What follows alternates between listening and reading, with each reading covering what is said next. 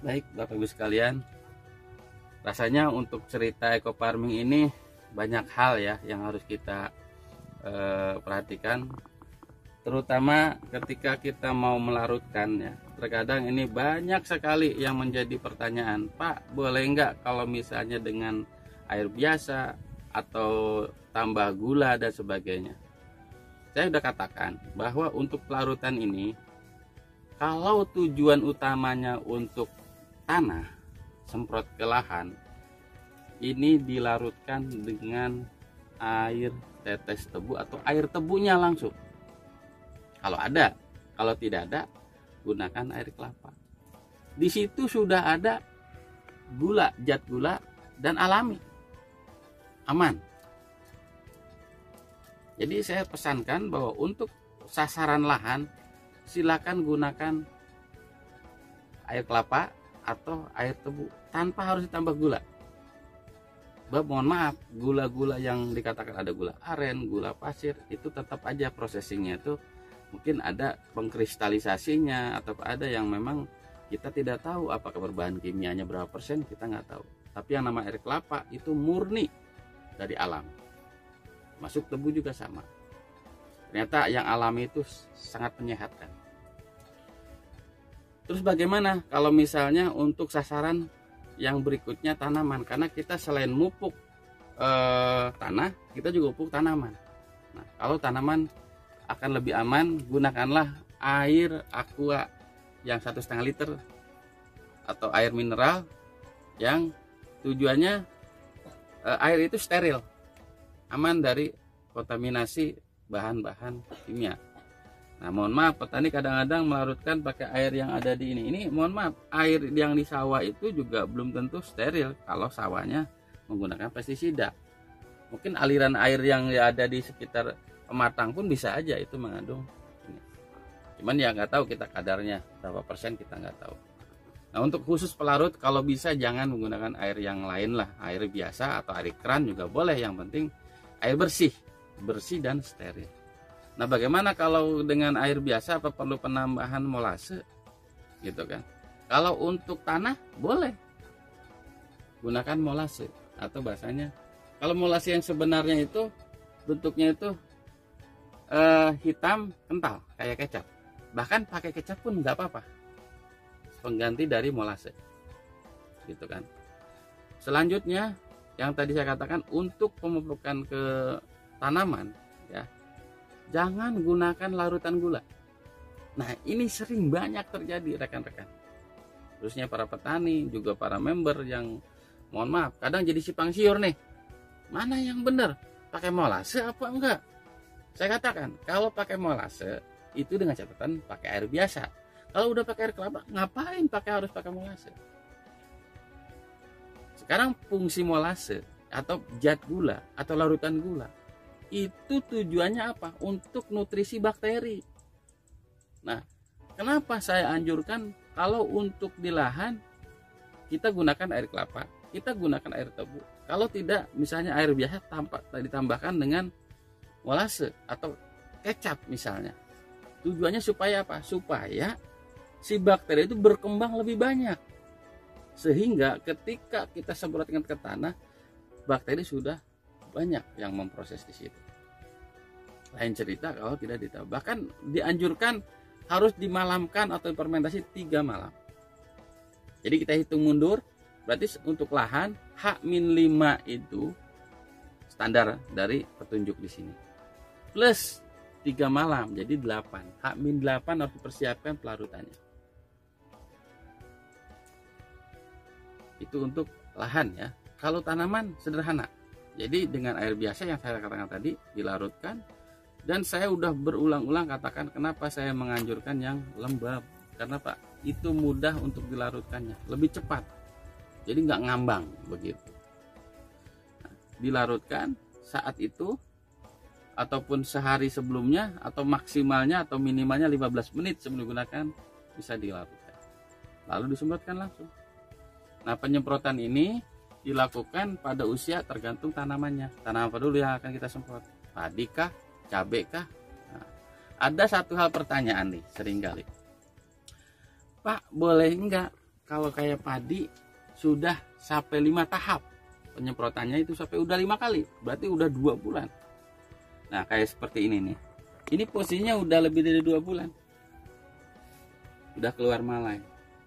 Paling tidak umur sekitar 65-an ya, 65 hari.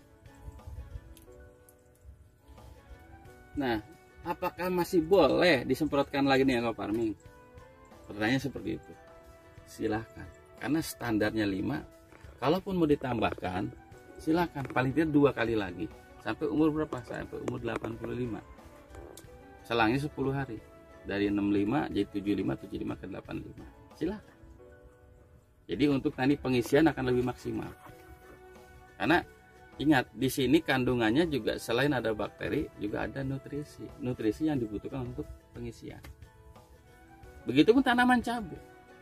Tanaman cabai kan panjang umurnya tuh, bisa sampai, yang jelas semua tanaman yang di dalam tabel ya, tabel ini nih, kan semua yang tabel di sini itu mengacu kepada umur tanaman sekitar 2 bulan atau 60 hari. Padahal tanaman ini lebih dari 60 hari sampai panen. Apa masih boleh? Boleh-boleh saja. Cuman ke sana harus ada interval waktu yang rutin ya. Saya pas 10 hari atau misalnya 15 hari juga boleh. Bahkan maaf, ini di luar aturan yang sudah baku ya. Di sini ada jadwal untuk padi aja per 14 hari. Cabai pun per 14 hari. Bagaimana kalau dilakukannya itu lebih pendek, 1 minggu? Boleh tidak? Boleh. Itu tidak masalah. Kenapa? Karena disinilah kelebihan ekofarming ya.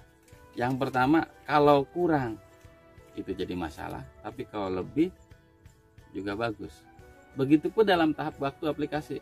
Kalau misalnya 2 minggu, emang tepatnya. Kalau misalnya di bawah 1 minggu, di bawah 2 minggu, jadi 1 minggu atau 10 hari, boleh tidak? Silakan. Artinya semakin pendek semakin, ya kalau misalnya sampai tiap hari mah ya kebangetan lah gitu kan. Nanti biayanya makin bengkak. Lagi pula kalau tiap hari udah terlalu ini, ya paling tidak seminggu sekali lah.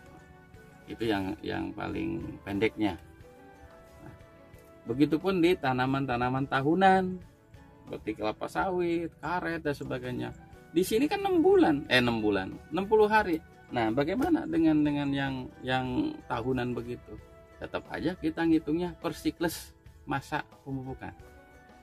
Jadi kalau misalnya di sini hitungannya adalah 60 hari, 1 tahun adalah 365 hari, anggaplah kalau 60 hari berarti sekitar 2 bulan plus masa pengolahan lah ya, atau masa jeda. Jadi paling tidak untuk 1 tahun bisa 3 sampai 4 kali. Dan biasanya kalau untuk tanaman tahunan mengikuti pola musim penghujan kah atau kemarau. Kenapa sih kalau dihitungnya berdasarkan musim? Ya kita dalam proses pemupukan tidak lepas air. Sekarang kondisi tandus.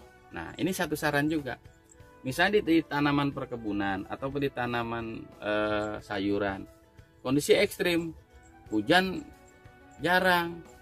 Terus di situ banyak tanaman-tanaman yang mulai layu dan mulai ya kritis lah.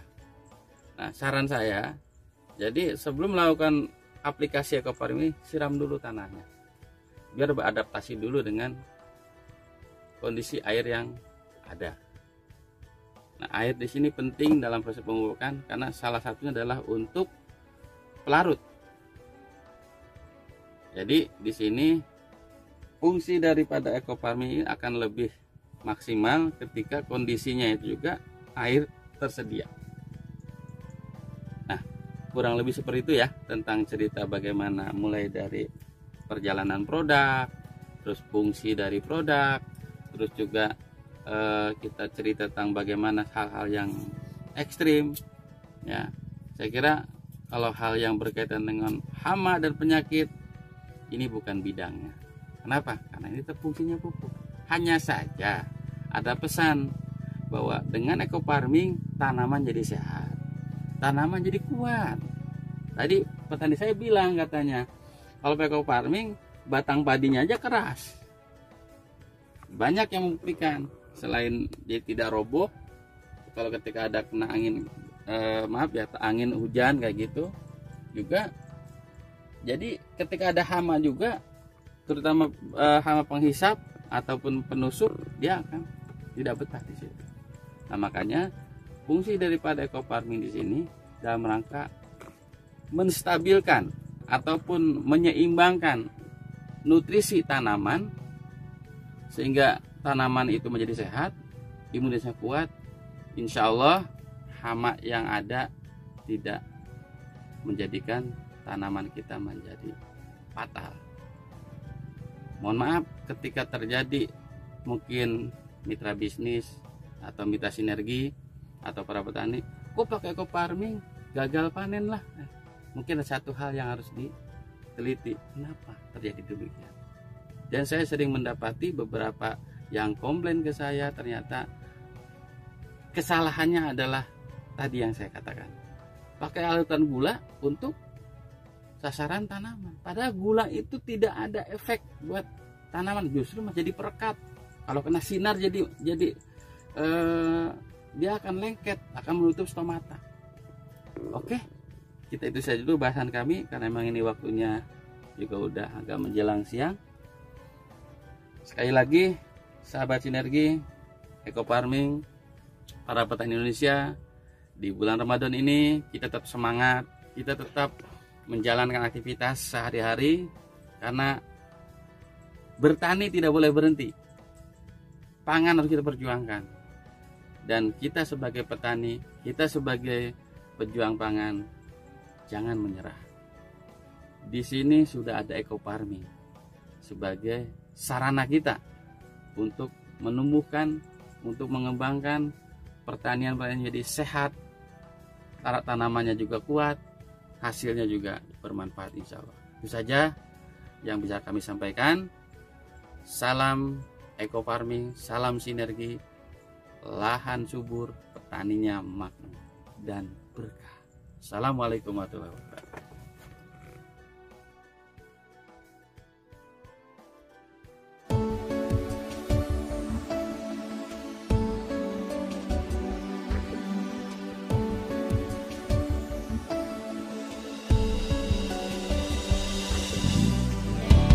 Terbentang luas kekayaan alamnya, juga satwa dan seisinya.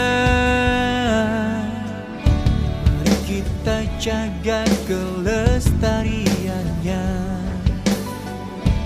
untuk kehidupan bersama.